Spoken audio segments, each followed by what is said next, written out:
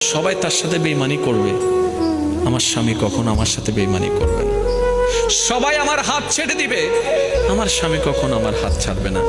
এখানে যারা বিবাহিতরা আছেন, আমি ছোট্ট মানুষ হিসেবে শ্রদ্ধার সাথে একটা কথা বলি।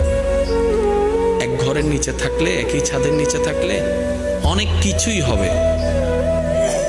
মন মালিন্য, পক্ষে বিপক্ষে, পছন্দ অপছন্দ অনেক কিছুই হবে। এগুলাকে ফোকাস দিয়েন না, ডিভোর্সে যায়েন না। কারণ ডিভোর্স করে যেখানে যাবেন সেখানে যে মহাসুখ পাবেন এরকম কোনো গ্যারান্টি নেই। যেখানে আছেন থাকুন, আল্লাহর রহমতের আশা করুন। ডিভোর্স কখনো সমাধান হতে পারে না। স্বামীর কাজ হচ্ছে স্ত্রীদেরকে মায়া প্রদর্শন করা, মহাব্বত প্রদর্শন করা, কেয়ারিং প্রদর্শন করা। আর স্ত্রীদের কাজ হচ্ছে স্বামীদেরকে ভক্তি করা, শ্রদ্ধা করা, সম্মান করা। দুইজনের পক্ষ থেকে যখন এই ইসলামের নিয়ম দুইটা চলে আসবে,